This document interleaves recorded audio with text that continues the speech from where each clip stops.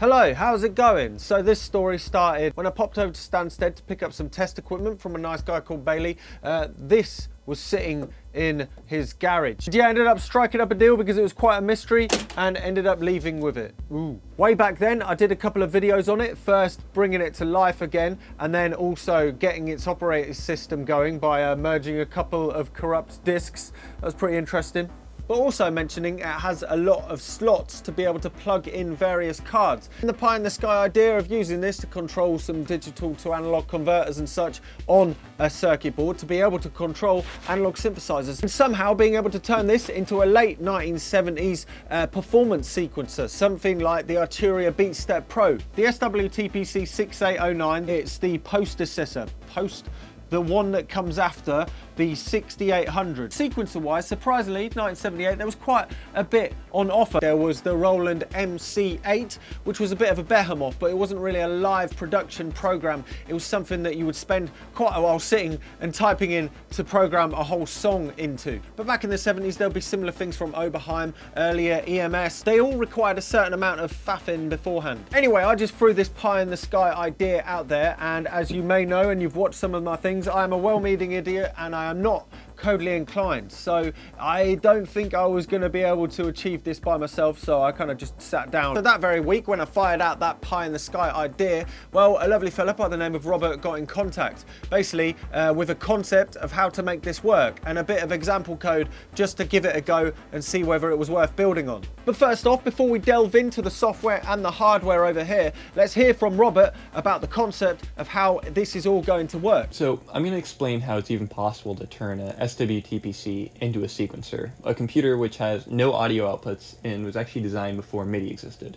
So to start, I'm going to explain how the SWTPC stores data in a memory. So it does this over what's called the data and address buses, because the SWTPC CPU has no memory on board, so all the communication to store data actually goes over these buses. So if you were to say write the value of 73 into address 2008, let's say, it will go into RAM chip 2, location 8, and store that data to be recalled later. So if you wanted to take this data you're processing and send it to the outside world, like say a terminal, the CPU actually doesn't have any additional pins for that. All it has are these data and address buses. So the SWTPC actually puts this terminal communication chip, the serial chip, on this bus as well. So if you were to write, say, 73 to address 3000, instead of storing that data, it'll actually print out the value 73, which is the letter I, to the terminal. And this sort of memory mapped, like I/O input-output, is how the sequencer was actually able to be so easily added to the SWTPC. The design of the computer doesn't need to have any specific hardware already to support it. Instead, you can just connect in anything that accepts data from this data bus. And so in this case, a digital to analog converter was added. So when a specific data is written to this digital analog converter, a voltage will be outputted on it. So say, I believe it's the value of 203 corresponds to A4, the note. And so if you wrote that to 4000, it would output a voltage of 4 volts on its output, and it would output the note A4. So all the software needs to do is just, with this hardware installed, is to write certain values at a regular interval, whatever beat is being sequenced. And it's actually something that's really simple for computers to do. And just like that, you have a sequencer. So whilst Robert was writing the piece of code, we also needed to make a piece of hardware, a card, that would go inside the SWTPC that would respond to commands going down the data and address buses. So let's have a look on the inside. Why isn't it coming off? This is the CPU board, for instance. There's a 6809, and via the digital and address buses that Robert was mentioning, it's able to talk to via these pins down here. The RAM, for instance, which is on this card, more RAM on that card and that card. The CPU can then talk to these card slots right here, which is the SS30 card slots. And this has got the serial ports, which are right here for the terminal. So you can talk to the terminal. And then also this board here, which is the breadboard I've bashed together to be able to talk to Robert's code. So after a lot of back and forth with Robert, I ended up bashing this together. Amazingly enough, there's a company called CORSHAM Electronics. Annoyingly, I've glued this little circuit board, bit of strip board up there over the logo. This card means that the SWTPC can interface to 3 synthesizers and 8 drums all at the same time. It does it in that very way that Robert touched on in his explanation earlier in this video. For instance, this chip right here, it is a Maxim Max 506 digital to analog converter. It's 4 digital to analog converters all in one chip. Amazingly enough, if you ignore all of this circuitry right here, this chip on its own talks to the digital bus, which are these 8 green wires right here, which are basically the 8 bits of digital information that goes into the DAC, as well as the address bus, which is basically these 2 wires, listening to address pins 1 and 2, and these are able to select between the 4 different DACs inside there. So what happens is these 2 wires have 4 different combinations. Let's say if this wire is on and this wire is off, it'll be selecting one digital to analog converter inside this chip. Let's say both of these are on, then it will be selecting another digital to analog converter inside of this chip. So for instance, if this one's on and this one's off and it's selecting that digital to analog converter, then that will be listening to these 8 wires, which are wired directly into the pins, and these 8 pins are basically 8 bits of information. It could be like 1 0 1 0 1 0 blah de blah, and this 8-bit piece of digital information gets converted to an analog voltage, so it's a digital to analog converter. So 0 0 0 0 0 might be 0 volts out of here, and 1 1 1 1 1 1 1 1 1 might be 5 volts. All of the 8-bit amounts in between this, like 0 0 1 0 1 0 0, will correlate to different voltages between 0 and whatever 5 volts coming out of the DAC. So this chip, having 4 different digital to analog converters inside of it, means that it can send out 4 different voltages to control 4 separate things. And this is when the synthesizers come into the story. Now, if you've seen me talk about synthesizers before, you'll probably know that the bit that makes the note, the buzz, inside a synthesizer is called an oscillator. And oscillators that you can control the pitch that it goes is called a voltage controlled oscillator. That means if we send a voltage into the oscillator, we can control the pitch. So you can hear this, right? What I'm going to do is wire in the input of this oscillator into this power supply and send a voltage into the oscillator. Just got to make sure it's off. So there we go, we got the power supply wired in. Let's send in some voltage. So if we send in 0 volts, no change. Let's turn it up. 5 volts.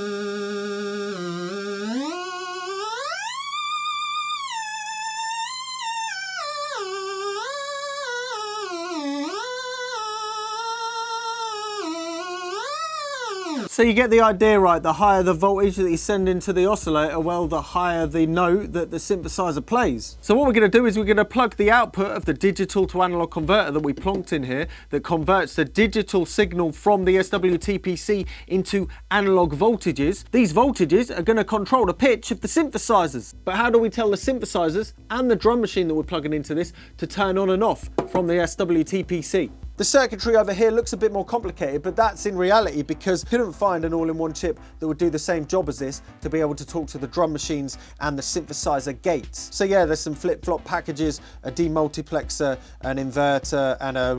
In the next video on this, I'm going to be turning this into a PCB to be able to bash in here, so if anybody else has got a 6809 and I want to control synthesizers with it, well, they can do. And also in the process, I'll be slightly improving it. Anyway, let's plug this back in and have a look at some other things. All of the stuff I've been talking about up to this point in this video was about a year ago, whilst we were putting together and experimenting with the breadboard, basically disaster struck. Because I was a bit of a plonker whilst experimenting with this, I accidentally shorted one of the pins, which caused a ripple effect to go through the whole computer, and it caused it to stop working. Yeah, I did a right number on this, and one day when I plugged in the breadboard, after doing a little bit of adjustments, it just stopped working. And initially, I thought it was the terminal that was broken. So the first thing I did was recap the terminal, which is fine, it's all well and good, at least it's recapped now. But yeah, it turned out it was actually the computer. At this point, I started having a look around to figure out what was going on, but without much experience of this type of computer, I ended up actually making it a tiny bit worse. So I stopped myself and I plonked this project in the corner. And from this point forward, it turned into about a 10-month-long saga. And I'll let Pete, who initially took this on, tell you the whole story. Hello, so we're here with the SWTPC that Sam's been working on for quite a while now. Nearly 2 years now. 2 years, 2 whole years, wow. Sam had a little mistake that we can all make where you've accidentally shorted something while you're trying to, I mean, he's making a breadboard and everything else. So. 60, it was on the 12 volt line, well the 18 volt line, isn't it? Yeah, that's it. The 18 volt line on the breadboard. Caused it cascaded into the other chips. We can bring the camera forward actually, and don't ask me how, but it knocked out a couple of regulators on the serial board, which is here, and the regulators are down there, which Sam tried to fix and accidentally shorted one by mistake. Somehow that led to this chip here getting put on backwards when it was put in. So yeah, to start off with, Pete had to deal with my idiotic mistakes, which were, number one, I found the broken regulators, I replaced the broken regulators, but accidentally left a hairline short on one of the regulators, which actually burnt it out again. So I did fix it, but I was just an idiot that just didn't fix it. And also on the other problem, being on the buffer chip that goes between the SS50 connections and the SS30 connections, well, that was broken as well, and when I replaced it, I put the chip in backwards. I'll put my hand up and say I'm an absolute idiot and I should stop doing this now. However, in my defense, that chip is the only chip that faces that way on the whole board. So, oh dear. I'll be fair to you guys that whoever designed this was a bit of a sadist, because all the chips run in line except for this one, which is the other way round. Props to Pete for being so patient and choosing his world so wisely. You could see the rage behind his eyes. So I've got to be careful where I touch here because it's all live at the moment.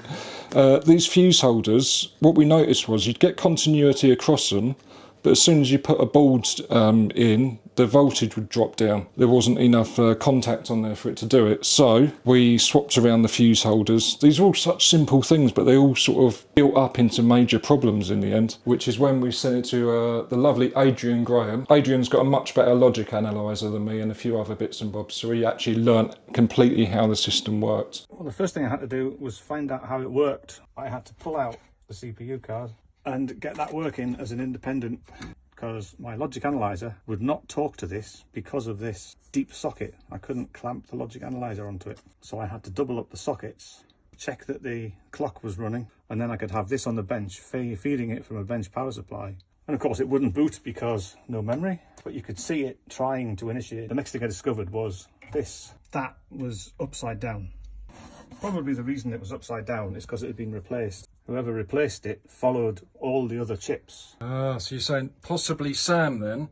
I'm saying nothing. And yeah, it's quite embarrassing to admit that mess up on my behalf. But if I don't, I won't be able to live with myself. I don't believe it. I'm sorry, man.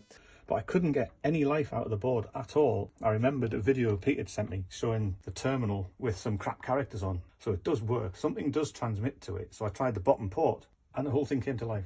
And also these two monster capacitors under the power supply, they've had it. Yeah, what we'd also love to know is who's Carol? Because the transformer is called Carol. Oh yeah, look at this. Happily fixed machine now. Thanks very much, Adrian. Very much appreciated. He has the second largest private collection of computers in the UK, I've heard. And yeah, there's links below to check out his online museum and also his Twitter page. There is mention of the SWTPC on there if you go down far enough. Anyway, let's carry on.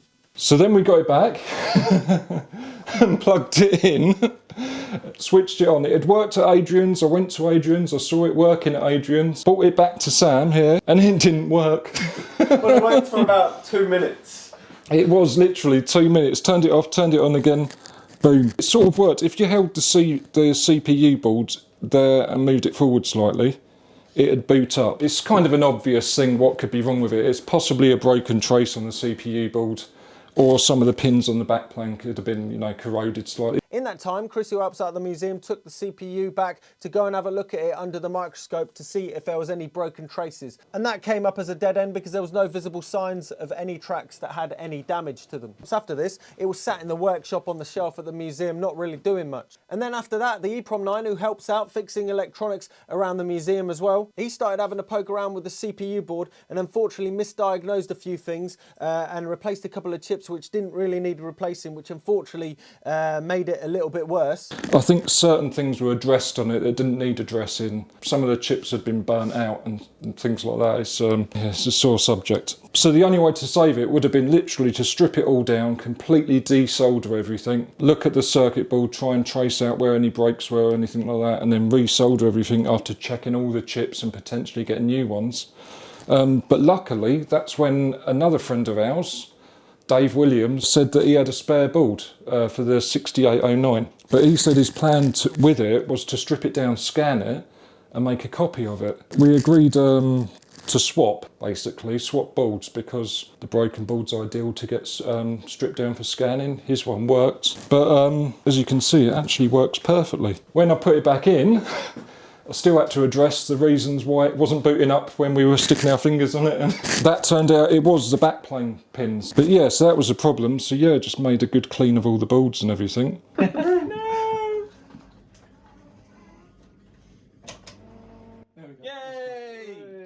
That was all down to that fuse seating.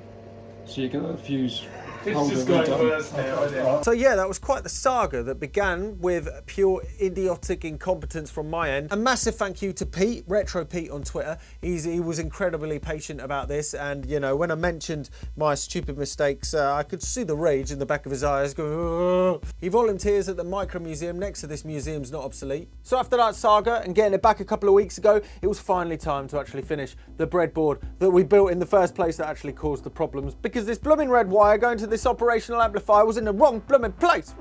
Yep, I'm never gonna live that one down. I'm a blithering idiot. Anyway, it was finally time to actually plug it into some synthesizers.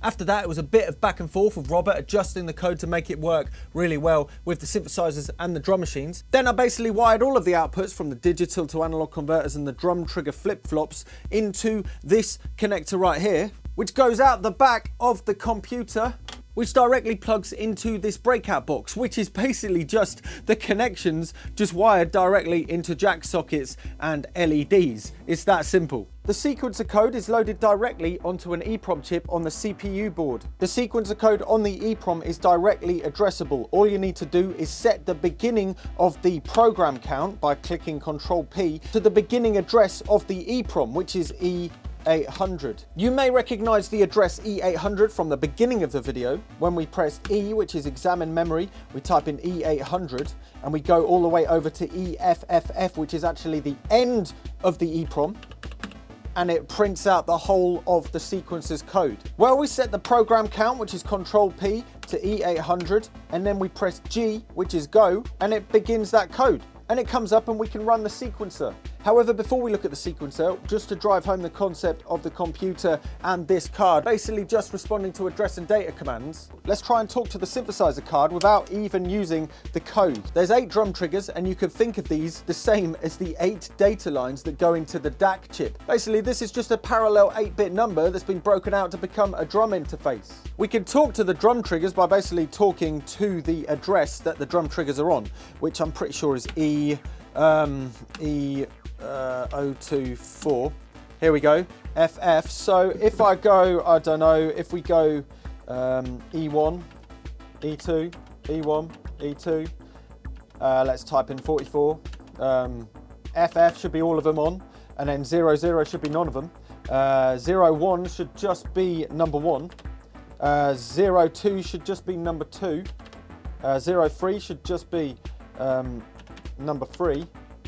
This seems to be stuck on, but you get the idea. Right, let's plug in a couple of drums really quick and try and play a drum beat like this. Let's see if it's possible. Right, let's get this right.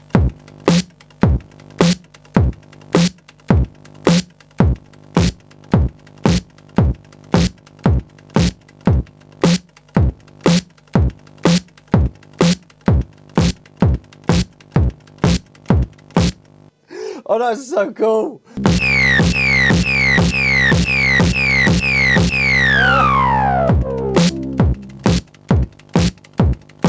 Oh yeah, I'm getting the hang of it now. Oh, I messed up. It's messed up. But you get the idea. If you know the addresses of where everything is in the computer, well, you can directly control them by changing the hexadecimal code. Anyway, it's obviously a lot easier to do it with Robert's code. So let's have a look. So we're still running SBug 1.9 and it still works exactly the same as it used to. It will still take the floppies in the floppy drive. But remember, the sequencer that Robert's made is on an EEPROM that is on the CPU board within the SWTPC. So technically, we don't need the floppy drive sitting around anymore, but it's nice to just have it there so we can go on to Flex like we did in the second video on the SWTPC. The cool thing is, if you typed all of this manually into the computer, well, you could run the sequencer as well. You don't even need an EEPROM. You could just need a few hours to type in a bunch of mundane hexadecimal code. We're at the bottom of the code right now, and we're also at the bottom of the EEPROM, and there's only one line left, so yeah, it's jam-packed. So now we know the code is on the computer, we may as well get the program to start with G, begin code, and then there it is. That is the sequencer. At the beginning, this sequencer was very put together as being a programmable sequencer. Well, right now it's more of a performance sequencer, but it still has everything from the original idea. There's 1, 2, 3, 4 separate outputs for separate instruments. The lead, the bass, and the chord channel 1, 2, 3, can all control synthesizers with a voltage and a trigger to trigger envelope generators. And then the drum channel sends out 8 separate drum triggers, so it can trigger 8 separate drums. If you press X, you can set the tempo. If you press M, it will start playing. But as you can see, it's just doing dots, which means it's playing nothing because nothing is programmed. If you press Z, it will stop and it comes back to the screen. There is manual entry. If we press V and we press channel 4, for instance, we can type in which drums trigger on which step. So we can go 1 space, 1 space, 1, 1, 1 space, 1 space, space, 1 space, space, 1, 1. If you could see there, the 1 was actually triggering. So if we press play now, it will play that onto this little flashy light right here. You can see that. How cool is that? It's so blooming cool. We can manually enter another thing as well. So if we go to channel 4 again, which is the drums, and let's start manually entering on LED 2, which is right here. So we could go 2, 2, space, space, 2, space, space, 2, space, space, space, 2, space, 2, space, 2. You'll see that it doesn't show exactly the separate drums, but you'll know that there is something happening on these steps at least. So if we press play, then it will start flashing, and you can see we've started programming in 2 different sequences. And of course, you can keep on doing this. Let's just type in random things. You know, you just programming drums like crazy. Obviously nothing's plugged in right now, but we're programming drums like crazy.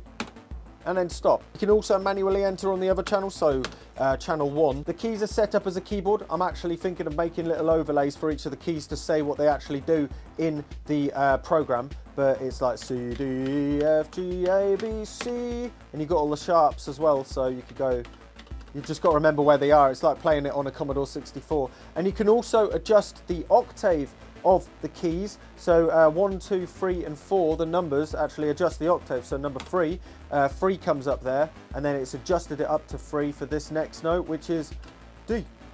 And then, yeah, that will start playing. I need to change a couple of the wires on the breakout box because they're actually backwards, but it will do for now. So as you can see, CV channel 3 is flashing, but it's actually channel 1. So yeah, that's one of the odd bits. But there we go. You can clear channels by pressing C. So if we go C, enter channel you wish to clear. Let's clear channel 1. As you can see, channel 1's disappeared. And you could let's clear channel 4 as well. Back to normal. But this is only half of the sequencer. Let's get some stuff plugged in and I'll show you the actual live performance stuff because that is really cool. So now I've plugged a synthesizer into channel number 2. If we press B, we can literally just play it like normal.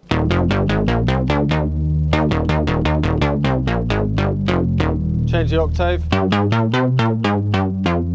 In the next video of this, I'm going to have transferred the breadboard of the card onto a circuit board, and I'm going to make a better digital to analog converter section so it's a bit more in tune, because right now it's not completely in tune. But that's my fault. So now if we go to N, record mode, press channel 2 to start with, as you can see it starts running off. If I just hold on, let's say H,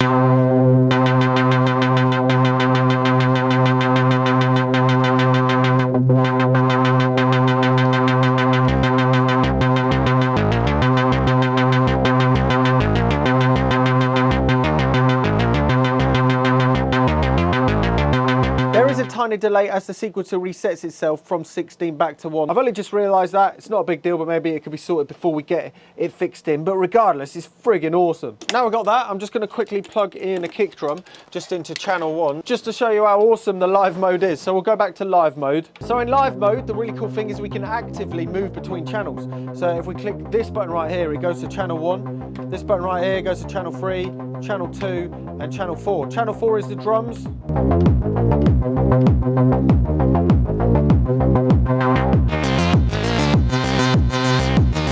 And as you can see, it's working. Oh yeah! Delete it straight off the bat. So we've got that. Let's delete this channel as well. Boom. Robert keeps on adding functionality and sending over versions, so I may have missed a couple of things out. Right, so now you get the crux of this thing. I'm going to plug all of the outputs into bits on the synthesizer, and we're going to have a little bit of a play.